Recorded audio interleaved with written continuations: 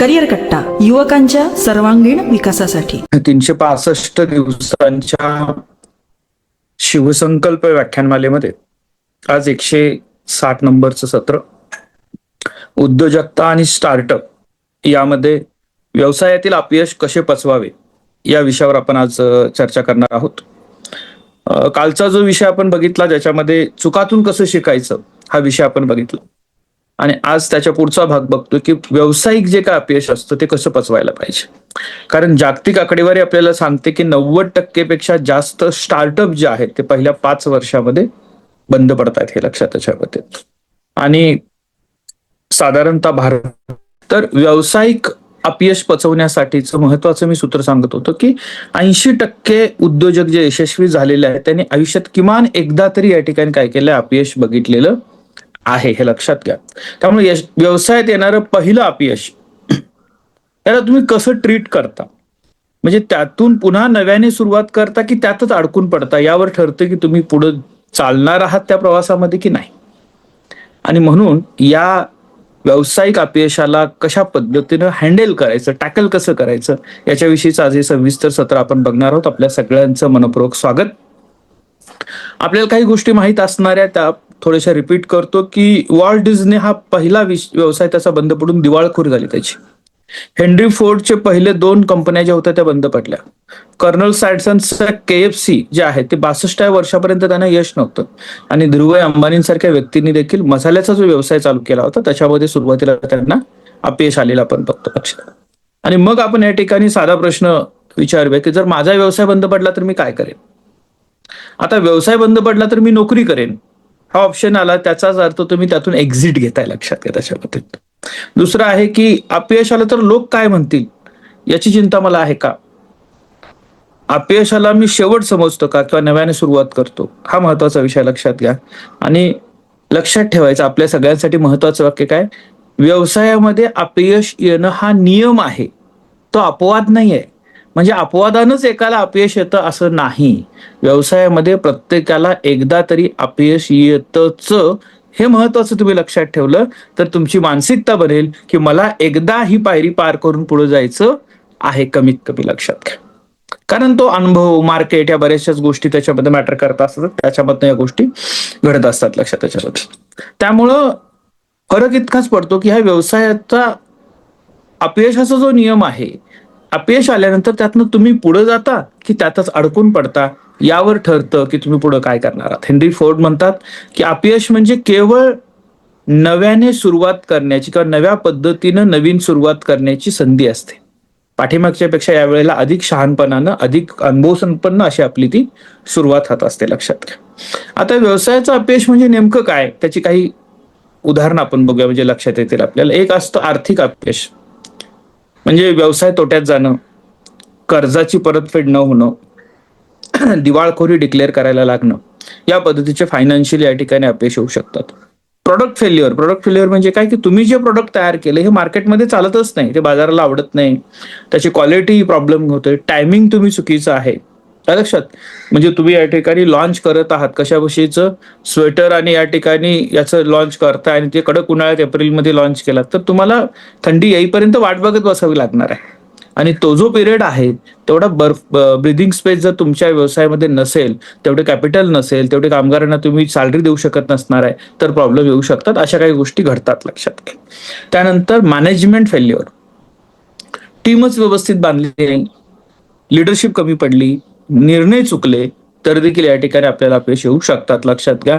Market failure मध्ये काय होतं की मागणीचा अंदाज चुकतो. आपण तयारी करून ठेवतो की मला 5,000 वस्तूंची मागणी येईलच, पण तुम्हाला 500च वस्तूंची मागणी आली तर उरलेल्या जे काही या ठिकाणी 4,900 वस्तू आहेत, 4,500 वस्तू आहेत, त्याचं प्रोडक्शन हा प्रॉब्लेम. स्पर्धकांनी तुमच्या अगोदर या ठिकाणी स्पीडनं प्रोडक्शन केलं, चांगली सर्व्हिस दिली आणि तो पुढे निघून गेला, असं होऊ शकतं, लक्षात घ्या. त्याच्यानंतर या ठिकाणी कस्टमर बेस चेंज होऊ शकतो, ह्या गोष्टी असतात. भागीदारीतलं अपयश हा एक मोठा पार्ट आहे आपल्याकडे, लक्षात घ्या. म्हणजे काय होतं, पार्टनरशिप फेल्युअर, भागीदारांच्या मध्ये वाद होतो, विश्वासघात केला जातो, त्याच्यामध्ये या ठिकाणी डिवायडेशन होतं. हा एक प्रॉब्लेम मोठ्या प्रमाणामध्ये शेअर करायला लागतो की हा प्रॉब्लेम एक प्रत्येक वेळेला एकदा तरी येत असतो, हे लक्षात अशा पद्धतीने. त्याच्यानंतर कायदेशीर अपयश, बऱ्याच वेळा आपण नियमांचं काही ठिकाणी उल्लंघन केलेलं असतं, खटले दंड चालू होतात, कायदेशीर परवाने रद्द होतात आणि व्यवसायामध्ये प्रॉब्लेम येऊ शकतात. तांत्रिक टेक्निकल फेल्युअर म्हणजे चुकीची टेक्नॉलॉजी तुम्ही वापरता, कालबाह्य पद्धती वापरता तुम्ही, सायबर अटॅक येऊ शकतात त्याच्यामध्ये लक्षात घ्या. या पद्धतीचे प्रॉब्लेम्स असतात. अपयशाची तीव्रता म्हणजे काय की छोट्या सौम्य अपयश काय की छोटा तोटा सुधारणा योग्य. मध्यम तोटा म्हणजे काय पुनर्रचना करू शकतो असं. संपूर्ण अपयश म्हणजे व्यवसाय बंद करावा लागणं, संपत्ती गमवावी लागणे लक्षात घ्या. आपत्तीजनक परिस्थिती म्हणजे कायदेशीर कर्जबाजारी होणं, कायदेशीर अडचणी निर्माण होणं, अशी या ठिकाणी काही कारणं असू शकतात लक्षात घ्या. आता याची कारणं काय आहेत हे लक्षात त्याच्या बाबतीतनं शिवाय तर या स्टार्टअप बंद का पडतात त्याची कारणं बघा. 38% स्टार्टअप बंद पडतात ड्राय आउट होण्यामुळे म्हणजे पैसे संपल्यामुळे. 35% स्टार्टअप बंद पडतायत बाजारपेठेमध्ये मागणीच नाही असं प्रॉडक्ट तयार केलं. 20% बंद पडतायत चुकीची टीम असल्यामुळे लक्षात घ्या. 18% बंद पडतायत पुन्हा 20% बंद पडतायत स्पर्धेमध्ये हारल्यामुळे, स्पर्धेत कॉम्पिटिशनला टिकू न शकल्यामुळं. 18% किंमत चुकीची असल्यामुळं खर्च परवडत नाहीत लक्षात. 17% वापरकर्त्यांना तुम्ही ज्यांच्यासाठी प्रॉडक्ट बनवले त्याला तुमचं प्रॉडक्ट आवडत नाही म्हणून बंद पडतायत. 14% मार्केटिंग कमी असल्यामुळे बंद पडतायत लक्षात घ्या, मार्केटिंग स्ट्रॅटेजी.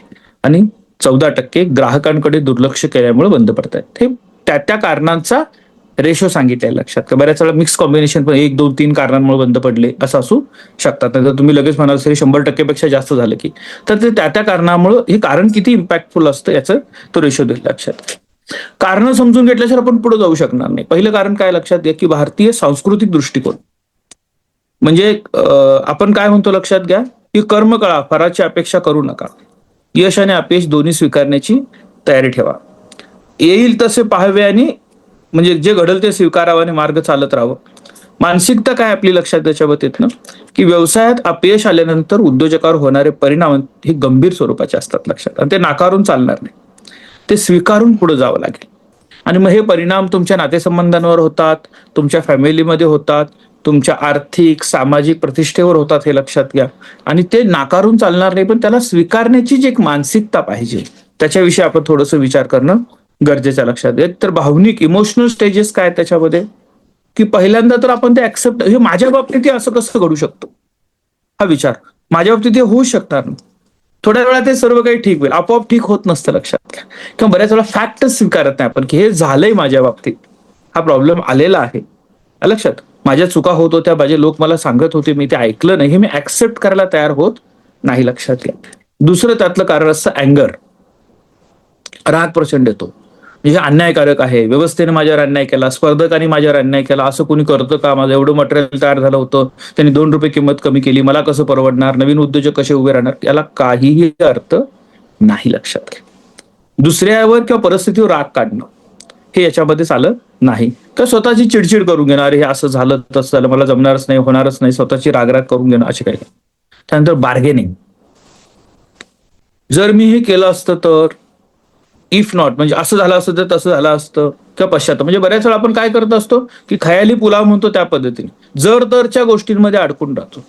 जर तरच्या गोष्टी ह्या प्रॅक्टिकल असतात असं नाही मित्रांनो, हे लक्षात त्याच्या बाबतीतनं. पुढचा टप्पा येतो डिप्रेशनचा, म्हणजे अत्यंत जास्त दुःख होतं, हतबलता येते, सर्व काही आपण सोडून देण्याचा विचार येतो. पुढचा पार्ट त्याच्यातला असतो ऍक्सेप्टन्स, जो फार महत्वाचा असतो. आपण या वास्तवतेचा स्वीकार केला की हे घडलेलं आहे, माझा व्यवसाय पूर्णपणे बुडालेला आहे, अडचणीत मी आलेलो आहे, हे पहिल्यांदा ऍक्सेप्ट करणं, शांत मनानं त्याचा विचार करणं आणि स्ट्रॅटेजिक वेने यातनं बाहेर पडण्यासाठीचं प्लॅनिंग करणं हे महत्वाचं असतं लक्षात घ्या मित्रांनो. या गोष्टी तुम्ही ज्या वयामध्ये ऐकताय, कदाचित बरेच उद्योजक फेल्युअर झाल्यानंतर या गोष्टीचा शोध घेतात मित्रांनो लक्षात घ्या. मग ते वयाच्या 40व्या वर्षी असतं, वयाच्या 28व्या वर्षी असतं, वयाच्या 60व्या वर्षी असतं, त्यावेळेला या गोष्टीचा ते शोध घेत असतात. तुम्ही ज्या वेळेला ह्या गोष्टी आत्ताच्या वयामध्ये तुम्हाला समजतायत, 20च्या आत वयामध्ये लक्षात घ्या, त्यावेळेला तुमचं प्लॅनिंग करणं की आपल्याला या गोष्टीला फेस करायचं आहे, तर त्याचा ऍक्सेप्टन्स, त्याच्याविषयीचं प्लॅनिंग, अपयशाची कारण मीमांसा करणं, यासाठी तुम्ही स्वतःची तयारी करू शकता. ज्याला उद्योजक बनायचं आहे त्याच्यासाठी हे लक्षात घ्या. हे सगळे नैसर्गिक टप्पे आहेत हे लक्षात घ्या. त्याला म्हणजे निग्लेक्ट नाही करू शकत. नॅचरली होणाऱ्या या गोष्टीचा स्वीकार करणं आणि त्याला फेस करणं हे गरजेचं असतं. शारीरिक परिणाम काय होतात बघा, की झोप लागत नाही, नाश होतो का, देणेकरी दारात येतील का, कामगारांचं काय करायचं, त्या जागेचं काय करायचं, हे प्रॉब्लेम्स तुम्हाला फेस करायला लागू शकतात, लक्षात घ्या. भूक कमी होते का, जास्त खायला लागतो आपण त्याच्या बाबतीतनं. डोकेदुखी होते, ब्लड प्रेशर वाढतं, हार्ट अटॅकचे धोके या ठिकाणी वाढतात, वजन कमी किंवा जास्त होतं, लक्षात घ्या. लक्षात. त्याच्यानंतर या ठिकाणी रोगप्रतिकारक शक्ती कमी होते. हे शारीरिक प्रॉब्लेम देखील आपल्याला फेस करायला लागू शकतात. मानसिक दृष्ट्या बघितलं तर आपल्याला या ठिकाणी आत्मविश्वास कमी होतो, थोडंसं डिप्रेशन, एन्झायटी, आत्महत्येचे विचार येतात. अपयशाच्या ठिकाणी या ठिकाणी सातत्याने त्याच त्याच आठवणी यायला लागतात. एकाग्रता कमी होते आणि निर्णय क्षमता वीक होते, लक्षात. ह्या सगळ्या गोष्टीला रिकव्हर कसं करायचं याचं ट्रेनिंग आपण घेणार आहोत मित्रांनो, लक्षात घ्या. मी आज फक्त तुम्हाला हे कारण नाही सांगत आहे, याचं ट्रेनिंग स्वतंत्ररित्या आपण करिअर संसदेच्या मीटिंगमध्ये घेणार आहोत. ह्या सगळ्या गोष्टींवर कशा पद्धतीने मात करायची त्याच्या. सामाजिक परिणाम काय होतात, तर कुटुंबीय नाराज होतात, विशेषतः पैसे जर लावले असतील त्यांनी तर नातेवाईक जास्तच नाराज होतात, मित्र दुरावतात, समाजामध्ये आपल्याला अपमान सहन करावा लागतो, काही महत्वाचे इव्हेंट्स असतात, कार्यक्रम असतात, तिथे तुम्हाला बोलवलं जात नाही किंवा तुम्हाला तिथं जायला आवडत नाही, कारण आपला अपमान झालेला असतो, अपयशावर लोक बोलत असतात, ही आपल्याला भीती असते, लक्षात घ्या. लोक टोमणे मारायला लागतात आणि व्यवसायात जोडलेले नातेवाईक तुटतात, लक्षात घ्या. व्यवसायाचा आणि त्याचा जर संबंध असेल तर. आर्थिक परिणाम काय होतो, बचत संपते पूर्णपणे, कर्जबाजारी होतो आपण, मालमत्ता आपण गमावतो, क्रेडिट स्कोअर खराब होतो आणि कुटुंबाचं घर चालवणं देखील आपलं अडचणीचं होऊ शकतं. हे सगळे परिणाम आहेत, ते जे समजून घेऊ आपण.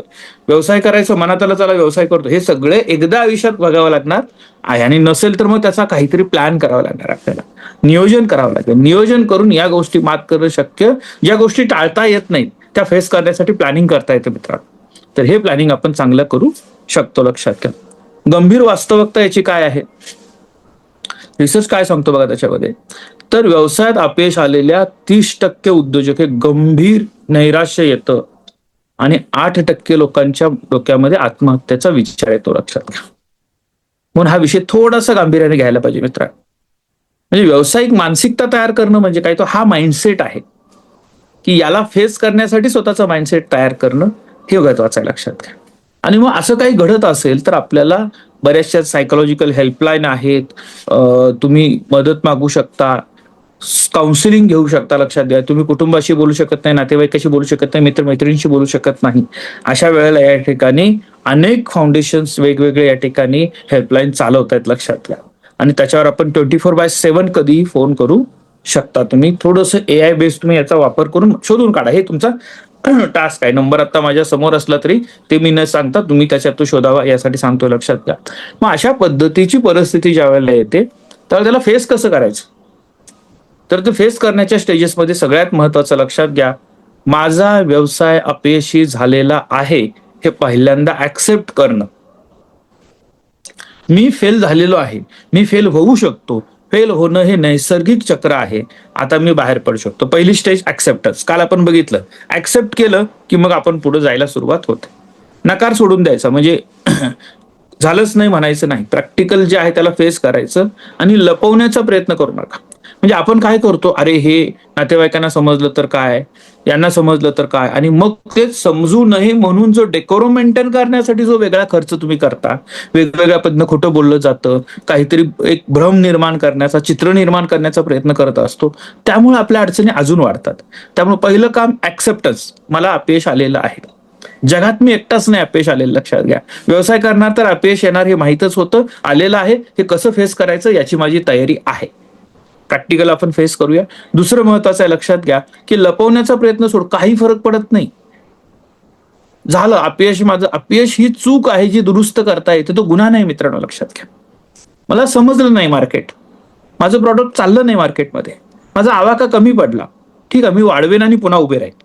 लक्षात, ही जी काही भूमिका आहे ही फार महत्वाची असते, लक्षात त्याच्या बाबतीतनं. त्यामुळे वास्तवाचा सामना करूया, काहीही लपवायचं नाही, लक्षात घ्या. अपयशानंतर लगेच निर्णय घेऊ नका, थोडंसं कुळलं का, 2 ते 4 आठवडे थांबा, मनाला शांत स्थिर होऊ द्या, कुटुंबाबरोबर निसर्गाबरोबर वेळ खर्च करा, ध्यान आणि योग करा. तर मी काय सांगतोय लक्षात, हे जे सांगतोय मी हे त्यावेळेच्या सिच्युएशन मध्ये प्रत्येकाला शक्य होईल असं नाही मित्रांनो, लक्षात. कारण ही परिस्थिती ज्यावेळेला उद्भवते त्यावेळेला एकाच वेळेला चारी बाजू जेव्हा संकट येत असतात त्यावेळेला या गोष्टी फार महत्वाच्या असतात. शांत राहा मी का सांगतो याच्यामध्ये, कारण शांत राहणं बऱ्याच वेळा फार मुश्किल असतं. जवळचे लोक असतात ज्याला तुम्ही आतापर्यंत सहकार्य केलेलं असतं, तो तुम्हाला चांगलं म्हणत असतो, कौतुक करत असतो, तोच तुम्हाला शिव्या द्यायला लागतो, तोच तुमचा अपमान करायला लागतो, अगदी ज्याच्यावर विश्वास असतो तो सोडून जातो, जवळचे नातेवाईक या ठिकाणी तुम्हाला सांगायला लागतात. हे सगळं घडत असताना स्वतःला शांत ठेवणं हा लाईफस्टाईलचा भाग असला पाहिजे मित्रांनो. अडचण आल्यानंतर तसं होऊ शकणार नाही. त्यामुळे लाईफस्टाईल आपली तशी बनवायला पाहिजे हे लक्षात घ्या. जास्त काळ एकाच ठिकाणी थांबू नका किंवा जास्त वेळ ब्रेक नाही घ्यायचा. लगेच आपल्याला सुरुवात केली पाहिजे. 2-4 आठवडे, 1 आठवडा ठीक आहे, पण सुरुवात लगेच करायला पाहिजे. सगळ्यात महत्वाचं शांत मनाने प्रामाणिकपणे विश्लेषण करा की कुठं मी चुकलो, टीम कुठं चुकलेली आहे, स्ट्रॅटेजी कुठं चुकलेल्या आहेत, काय प्रॉब्लेम नेमका झाला, माझा पार्टनर निवडत असताना मी चुकलो, प्रॉडक्ट निवडत असताना चुकलो, टायमिंग चुकलो, काय झालं. म्हणजे त्यात 5W म्हणतो ना आपण, त्याच्या व्हाय, का अपयशी झालो, बाजारात मागणी नव्हती. का मागणी नव्हती, मी संशोधन केलं नव्हतं. संशोधन का कमी केलं, कारण मला बाजारात उतरायची घाई होती. का घाई केली, कारण पैसे संपणार होते. पैसे का संपणार होते, कारण माझं फायनान्शियल प्लॅनिंग नव्हतं. रूट कॉज मिळाला. फायनान्शियल प्लॅनिंग नव्हतं, हा रूट कॉज तुम्हाला मिळाला. लगेच आपण या ठिकाणी सुरुवात करू शकतो. चुका विश्लेषण करताना स्वतःशी प्रामाणिक राहणं गरजेचं आहे, लक्षात घ्या. कागदावर लिहा, ठोस कारण लिहा, नशिबाला दोष द्यायचा नाही हे लक्षात घ्या. कुटुंब आणि मित्राचा आधार घ्या.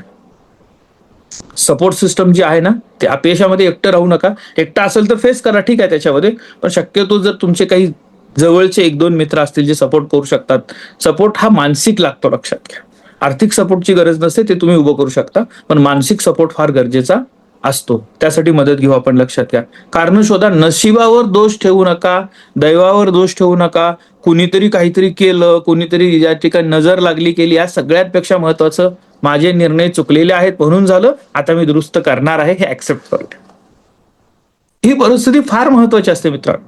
कारण दैववादी जर आपण झालो की माझ्या नशिबातच नव्हता व्यवसाय म्हटलात की संपलं, आमच्या घराण्यात कोणी व्यवसाय केला नव्हता असं म्हटलं की संपलं, असं नाही होणार आहे, लक्षात घ्या. आपल्याला त्या परिस्थितीमध्ये हे ऍक्सेप्ट करून पुढे जायचं आहे हे लक्षात घ्या. मग तुमचे कुटुंबीय असतील, त्यावेळेचे फॅमिली मेंबर, भावंड, पत्नी, पती, ह्या सगळ्यांच्या बरोबरच चर्चा असेल. खरे मित्र जे आहेत ते त्यावेळेला ओळखतात, लक्षात घ्या.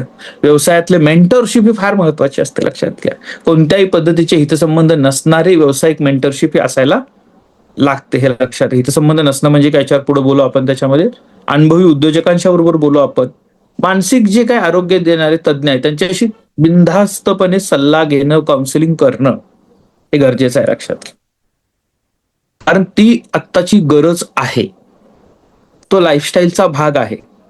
मेंटल इलनेस म्हणजे वेडेपणा नाही, ट्रीटमेंट घेणं म्हणजे फार काही चुकीचं नाही. हे पहिल्यांदा स्वतःला वारंवार बिंबवणं आणि त्या दृष्टिकोनातून आपण विचार करणं गरजेचं आहे, लक्षात घ्या. त्याच्यामध्ये तर थोडंसं इगो बाजूला ठेवणं, मदत मागणं म्हणजे दुर्बलतेचं लक्षण नसते, पुढे उभारण्यासाठीची ताकद असते, लक्षात त्याच्यावरती. आणि हे गरजेचं असतं. सगळ्यात महत्वाचं आहे की आर्थिक परिस्थिती नियंत्रित करा. फायनान्शियल कंट्रोल फार महत्वाचा असतो, लक्षात घ्या. तात्काळ पावलं, तुमची जी काही कर्ज आहेत, आर्थिक स्थितीचं इव्हॅल्युएशन करा. कर्ज किती आहे, संपत्ती किती आहे, मासिक खर्च किती आहे आणि 6 महिन्यासाठी किती आहोत. पहिला प्लॅनिंग.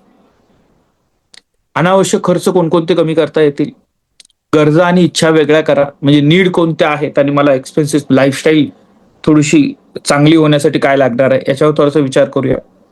थोडीशी जीवनशैली आपल्याला बदलावी लागेल. म्हणजे तुम्ही बिझनेस क्लासमधून फिरत असाल तर इकॉनॉमिक क्लासमध्ये येऊ शकता का याचा विचार करायचा. म्हणजे त्या वेळच्या याच्यामध्ये कामासाठी जे करायचं ते करावंच लागणार आहे हे लक्षात, त्याच्या बाबतीतनं याही गोष्टी समजून घ्या त्याच्या बाबतीतनं. पण त्याचा विचार करणं गरजेचं आहे. कर्जदाराशी प्रामाणिकपणे बोलणं गरजेचं असतं. कितीही रागात आला असेल, कितीही शिव्या देत असेल, कितीही अपमान करत असेल, तर त्याचा इंटरेस्ट फक्त पैशात असतो. आणि हे पैसे तुम्ही कशा पद्धतीने देऊ शकता हे त्याला सांगणं गरजेचं असतं. तुम्ही खोटं जर बोलायला लागलात की आता देतोय, उद्या देतोय, इकडून होणार आहे, तिकडून होणार आहे, हे होणार आहे, ते होणार आहे, मग त्या समोरचा जास्त पॅनिक व्हायला लागतो. किती संयमानं तुम्ही त्याच्याशी बोलताय, त्याचं बोलणं ऐकून घेऊन देखील त्याला जे उत्तर देताय हे फार महत्वाचं असतं, लक्षात घ्या. आणि म्हणून कर्जदाराशी या ठिकाणी व्यवस्थित बोलणं गरजेचं आहे. हप्ते कमी करता येतात का ते बघा. वेळ मागून घ्या, कायदेशीर मार्गाचा या ठिकाणी वापर करा. सगळ्यात महत्वाचं लक्षात घ्या, इथं कुठल्याही सावकारी कर्जापासून व्यवसाय सुरू करायचा नाही, हे एक खुणगाठ बांधून घ्या, लक्षात घ्या. ठीक आहे. इन्व्हेस्टर जे आपल्यात इन्व्हेस्ट केलेले असतात ते कायदेशीर व्यवस्थित जर बांधून घेतले, आले व्यवसायात अपयश, त्याची जबाबदारी असेल तर त्याला टाइम पिरियड लागेल, काय लागेल, कसं, या सगळ्या गोष्टी बोलायच्या आहेत हे लक्षात घ्या. तुम्ही जितकं ट्रान्सपरंट आहात, जितकं म्हणजे बँकेचं कर्ज असेल, बँकेकडे तुम्ही स्वतःहून गेलात की हे कर्ज घेतलं होतं, असा असा प्रॉब्लेम झालेला आहे, या कर्जाचे हप्ते मला आता एवढे देता येणार नाही आहे, 2-3 महिने माझे हप्ते थांबतील, तिथून पुढे मी एवढा हप्ता देऊ शकतो, रीतसर लेखी द्या. मॅनेजरशी बोला. मॅनेजर म्हणेल की बाबा आमच्या नियमात बसत नाही, करत नाही, काही म्हणेल, पण तुम्ही लेखी द्या. कारण शेवटी त्यांना लक्षात घ्या, कोविडमध्ये तुम्ही अनुभवलं असेल, ज्या वेळेला हजारो लाखो गाड्या त्यांच्या स्टॉकयार्डला यायला लागल्या, 3-4-5 हप्ते चकल्यानंतर ते गाड्या वाढायला लागले, लक्षात घ्या, गाड्या भरपूर स्टॉक व्हायला लागल्या, लोकांनी हप्ते भरूच शकत नव्हते त्याच्यामध्ये. नंतर त्या कंपन्यांनीच पॉलिसी ठरवली, अरे ह्या गाड्या ओढून चालणार नाहीत, त्यापेक्षा त्यांचे हप्ते आपण रिस्ट्रक्चर करूया, शेवटी ते हप्ते घेऊया, त्याच्यावरचं व्याज, म्हणजे ते त्यांनी त्याचा फायदाच घेतला त्याच्यामध्ये. बँकही तुम्हाला अशी मदत करत असताना फायदाच घेईल, लक्षात घ्या. ते वाढीव व्याज घेतील, त्याचा आर्थिक फायदा ते करूनच घेतील या सिच्युएशनचा, पण तुम्हाला एक मानसिक आधार मिळेल, तुम्हाला बाहेर पडायला मार्ग मिळणार आहे. त्यामुळे हे डिस्कशन फार महत्वाचं असतं, लक्षात घ्या. काही आवश्यक नसणाऱ्या मालमत्ता विकता येतील का, त्याच्यावर लक्ष द्या. म्हणजे आपण एका ह्याच्यात असतो, अरे नाही हे विकायचं नाही, आता घेतलेलं मी विकलं तर लोक कसे म्हणतील. अटॅचमेंट त्या ठेवू नका.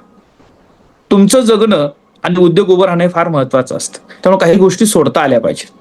कोट्यावधी रुपयाची मालमत्ता असताना देखील या ठिकाणी हजारो कोटीचं कर्ज झालं म्हणून या ठिकाणी, किंवा त्यापेक्षा कमी रकमेची मालमत्ता होती म्हणून मी आत्महत्या केली, हे चालेल का? अजिबात चालणार. आलेल्या संकटातून उभं कसं राहायचं, यातलं एक मराठी नाव म्हणजे DS कुलकर्णी, लक्षात घ्या. प्रचंड मोठा आघात येऊन देखील ते पुन्हा या ठिकाणी उभे राहिले, उभे राहतायत, पुन्हा लोकांच्या समोर येत आहेत, फेस करतायत. DS कुलकर्णी हे प्रत्येक व्यवसायासाठीच एक स्टडी मॉडेल आहे, लक्षात घ्या. त्यांना फॉलो करण्याचा प्रयत्न आपण करूया. कशा पद्धतीनं व्यावसायिक जगतो हे लक्षात घ्या, व्यावसायिक मानसिकता कशी असते या पद्धतीने लक्षात घ्या. तात्पुरतं उत्पन्न शोधूया, आपण तात्पुरती नोकरी, ऍडवायझर म्हणून काम करा, फ्रीलान्सिंग करा, पण मूळच्या उद्देशांपासून बाजूला जाऊ नका. कारण लक्षात घ्या, व्यावसायिक कर्ज हे नोकरीच्या माध्यमातून फेडता येत नाही, कारण त्याची ही मोठी झालेली असते, व्हॅल्यू मोठा असतो त्याचा, लक्षात घ्या. त्यामुळे तुम्हाला बॅकअप म्हणून नोकरी घेऊन पुन्हा इकडे यायला लागणार आहे, लक्षात घ्या. त्याच्यावर एक्झिट जर झाला तर पुन्हा व्यवसाय उभं राहणार नाही, हे समजून घ्या. त्याच्यामध्ये आपण काल शिकलो त्या पद्धतीनं फेल्युअर जर्नल मेंटेन करा. काय चुका झाल्या, त्यातनं काय शोधलं, हे जर्नल मेंटेन करा. ही सवय असणं गरजेचं आहे, लक्षात घ्या. कोणत्या सल्ल्याकडे दुर्लक्ष केलं, कोणाचे सल्ले उपयोगाला आले, कुणाचं ऐकलं म्हणून प्रॉब्लेम झाला, या सगळ्या गोष्टी आपण तुम्ही करू शकता. आपण काल थॉमस एडिसनचं या ठिकाणी उदाहरण बघितलेलं आहे, लक्षात घ्या. 10,000 वेळेला प्रयोग करावा लागला, त्यावेळेला बल्ब निर्माण झाला, पण पहिले 9,999 वेळा त्याने स्वतःला काय समजवलं असेल, याचा थोडासा विचार करणं गरजेचं आहे, लक्षात घ्या. सगळ्यात महत्वाचं, अचानक येणारं अपयश फेस कसं करायचं, त्यासाठी 2 गोष्टी महत्वाच्या असतात. एक तुमचं सक्षम मन आणि सक्षम शरीर, बरोबर, म्हणजे sound mind in sound body. जर तुमचं शरीर सक्षम असेल तर मन नेहमीच या ठिकाणी सदृढ निश्चयी असू शकणार आहे.